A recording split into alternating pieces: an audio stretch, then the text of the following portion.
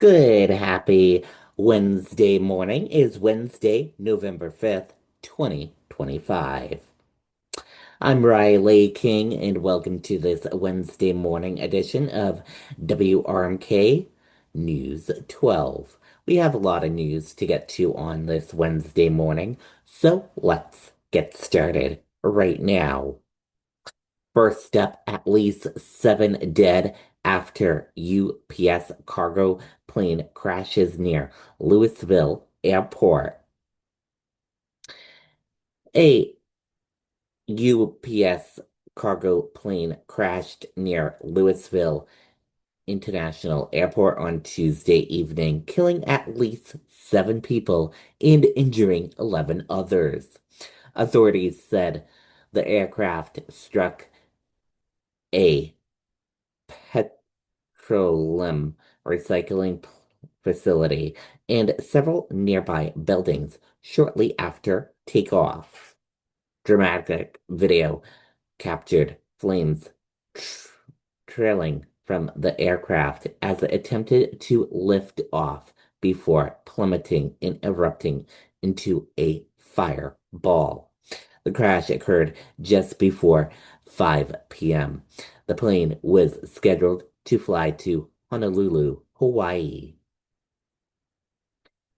UPS confirmed that all three crew members on board the aircraft were killed. Four additional fatalities occurred on the ground. The governor warned that both the death toll and the number of injuries are likely to rise as emergency crews continue search and recovery operations. Also, the governor said there are a lot of families that are going to be waiting and wondering for a period of time. During an evening briefing, we're going to try to get them that information as fast as we can. But if this is a family you know, please give them your support, your prayers, your love. The toughest moments are when you're wondering whether that person you care about has survived. Local residents received emergency alerts instructing them to shelter in place. Nicholas Davis, son visiting from New Hampshire, said his phone lit up with notifications and sirens filled the highway. It's not tornado season, Davidson said.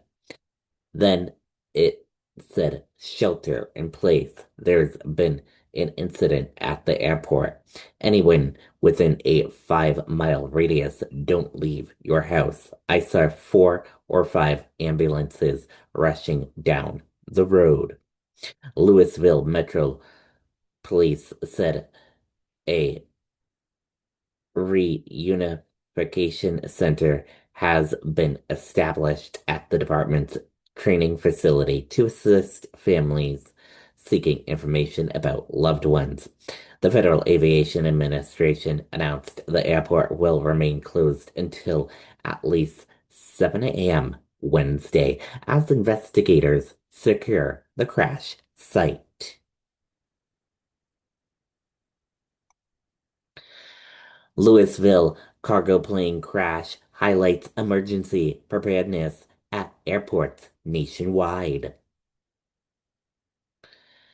A fiery cargo plane crash near Louisville International Airport is prompting renewed security of how airports across the country prepare for aviation emergencies, particularly those involving hazmat materials.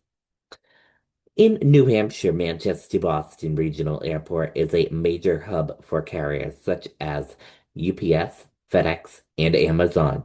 The airport has processed more than 200 million pounds of cargo annually over the past 5 years, the highest volume among regional airports in New England, according to airport officials. Tom Kenton, former director of Massport said airports that handle significant freight must maintain specialized safety protocols due to the unique risk cargo flights can pose. You can have a hazmat spill in the cargo area, not even on the aircraft that your fire department would need to respond to, Kinton said. So you have to train for that when you have that kind of cargo moving through your airport. Manchester Boston Regional Airport conducted a full-scale emergency exercise in September, simulating a plane crash to ensure crews are prepared for real-world incidents.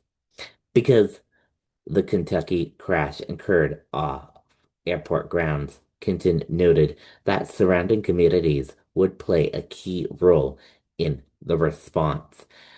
That doesn't mean airport resources can't leave the airport, he added. You respond with what you have, whatever assistance you have, which these communities desperately need in a major fuel fire like this. WRMK News 12 contacted Manchester Boston Regional Airport and the Londonderry Fire Department on Tuesday, seeking details about their emergency protocols, but has not yet received a response.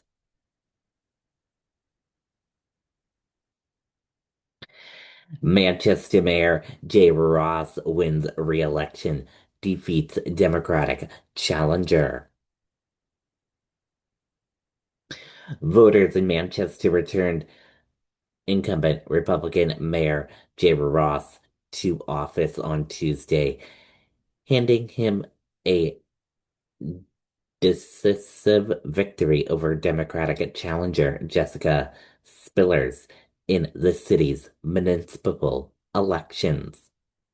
Ross scored 59% of the vote, defeating Spillers by 2,934 ballots, according to unofficial results. A total of 16,302 votes were cast in the mayor race. First elected in 2023, Ross said his second term will continue to prioritize reducing crime, expanding housing options, and keeping property taxes in check. I think what this shows is people want us to work together to get things done, to move our city forward, Ross said Tuesday night. Whether it's housing, our budget, or public safety, they want us to work together and get things accomplished. Supporters gathered in the Queen City to celebrate as Ross thanked voters and pledged to build on the momentum of his first term. Boston Mayor Michelle Wu criticized Trump administration in election night remarks. During her election night speech, Mayor Michelle Wu issued pointed criticism of President Donald Trump, accusing his administration for fostering chaos and cruelty.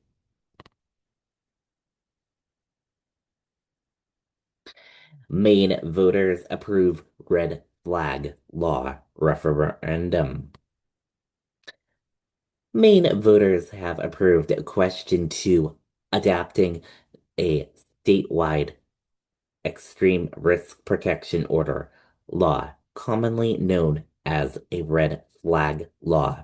The measure allows law enforcement and certain family or household members to petition a court to temporarily remove firearms from individuals deemed a significant danger to themselves or others.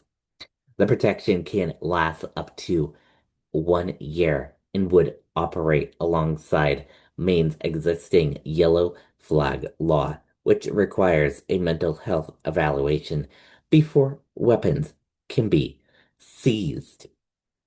Under the new measure, spouses, parents, adult children, and others close to the individual, as well as law enforcement, may request an order. A judge must determine there is significant evidence before issuing the restriction, and the respondent has the right to a hearing and legal representation.